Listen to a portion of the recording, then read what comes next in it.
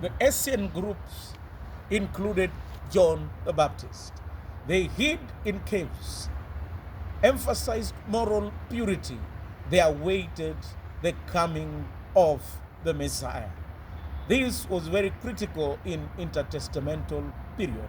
They wrote the law, and the Dead Sea Scroll that was found in 1946 could be attributed to this particular group. Now, I have highlighted the importance and the context in which the Old Testament was. Allow me to delve into the classification of the New Testament. The New Testament is classified in almost 4 distinct sections. Number one, there is the Gospels. Then later, the historical books, which is the historical book, which is Acts of the Apostles. Then there is the epistles. Pauline epistles are 12, 13. Then the general epistles, and finally the apocalyptic literature, which is Revelation. Allow me in a nutshell to go over it.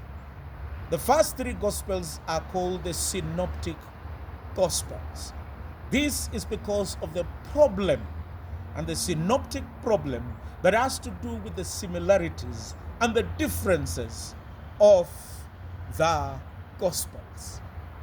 And there are explanations to this. There is the Markan priority. This explanation thinks that the earliest gospel was the Gospel of Mark, and the rest used it as a source, and they had their own source. Mark and source document Q or Quell, which is an hypothetical source, is considered to be the earliest source of the gospel. There are a lot of similarities and differences that scholars seek to explain.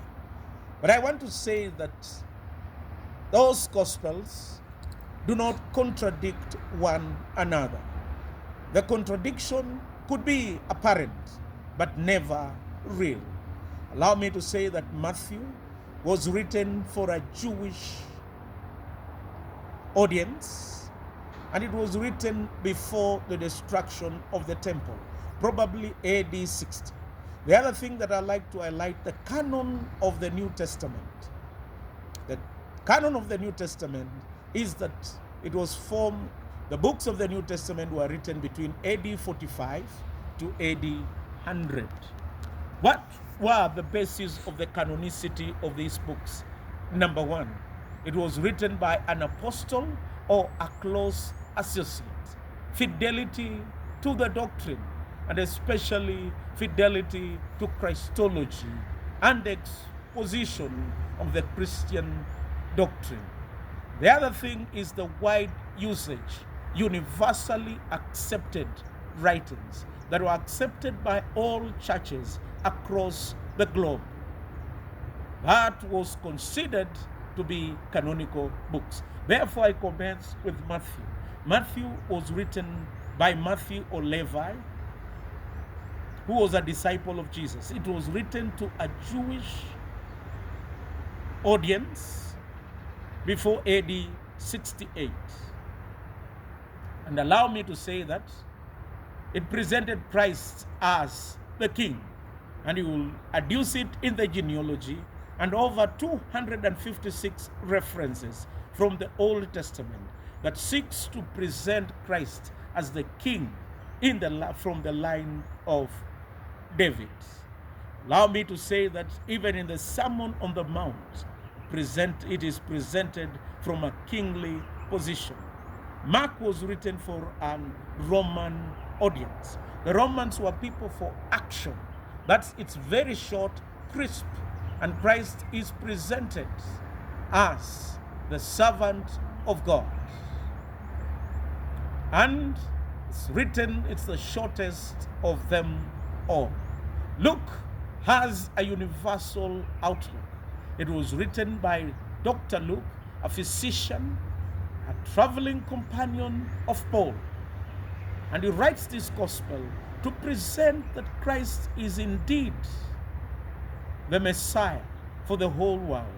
And it is written after meticulous research and consulting various sources and the witnesses who are faithful. We'll find that in this gospel, the concern for the poor and the place of women in ministry, and the 72 disciples that included all the corners of the world, that it was considered 72 disciples, not the 12 disciples that are emphasized in the other gospels. We find that the Holy Spirit is very critical. Then there is John, written by the apostle that Jesus loved. It presents Christ's divinity. The three are presented from the images of Ezekiel.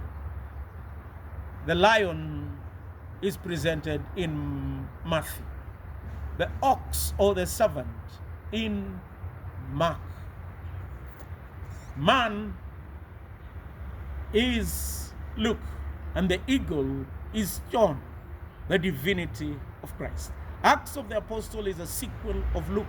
It tells us of the history of the church, the early church. But also the themes that are in Luke are also in Acts of the Apostles. The place of women, the place of the Holy Spirit, the universality of salvation, that the gospel was preached to the Jews and later the Gentiles. Let me say that we explore a very profound man who writes almost a third of the New Testament. Luke and Acts cover a sizable chunk. Paul writes most of the epistles. The Romans, he writes explaining his most systematic presentation of the gospel to a church that he did not go. And he presents salvation, but he is not ashamed of the gospel, that it is the power of God for salvation, first to the Jew and then to the Gentiles. Romans 1:16 to 17. Galatians was written to the Jews who wanted to revert, and they are told that salvation is by grace and not following the law. It's the Magna Carta of Christian emancipation. 1st and 2nd Corinthians tells of the church controversy and the solutions that are presented in Paul. The divisions, the confusion of food offered to idols, and many other issues, litigation, people taking one another to pagan courts. Paul addresses, he tells of the church and the story of the ecclesia. Ephesians tell us of the supremacy of Christ. Colossians tells of Christ and how he is supreme over the other gods that were there. The supremacy of Christ is clearly enunciated in Colossians. Then Philippians radiates with joy. Rejoice in the Lord always, and again I say rejoice. Thessalonians, 1st and 2nd Thessalonians, tells us of Christ's second coming and how some people had gotten excited and forgot the reality that we are still on the world. Paul has the exhortation that if you don't work, you should not eat. Later, we look at the pastoral epistles. The pastoral epistles, they include 1st and 2nd Timothy, instructions for a pastor, and it gives the explanation. The same goes to Titus. And as we look at Philippians, it tells us the story of reconciliation. Onesimus, who was once useless, but now useful. Allow me to also look at the general epistles. In the general epistles, we look at Hebrews. The authorship of Hebrews is always in controversy. Some say Paul, but it doesn't seem Pauline. Some people speculate it is Silas because he's a amanuensis or a secretary in the book. And allow me to say that in the book of Hebrews, Christ is presented as better than all the other of the Old Testament. And in Hebrews, we find the explanation of the New Testament. Diatheke. It's not synchronike, which is a covenant of parts, but diatheke is a covenant made by the superior to the inferior, the suzerain and the vassal. The suzerain is God. And O. Palmer Robertson said that covenant is a bond of blood sovereignly administered. So Christ is presented as the perfect fulfillment, better than the laws of Moses. Some people think that it was an excerpt of a sermon. Then later James, which Paul considered a strawy epistle, tells of the serving faith, not the saving faith that is spoken in Romans and Galatians. Allow me to say there is no contradiction whatsoever. It's talking about the serving faith, not the saving faith. Then we look at Peter. Peter, in 1st and 2nd Peter, he talks about the false doctrine and addresses Christians in suffering, that they should suffer for the truth. Later, we look at the apostle of love, John. John presents love that comes from God. Later, he condemns the false doctrine, false presentation of Christianity that was called Docetism, where Christ is not fully God, is not fully man, because of the Greek presentation and Greek dualism that matter is evil and God could not assume matter. Therefore, he presents that Christ is fully man and fully God. Lastly, he lambasts the doctrine. He lambasts a false church leader and commends the true one. Lastly, we conclude by the Apocalypse. Apocalypse is a literature that tells of the cataclysmic end of time.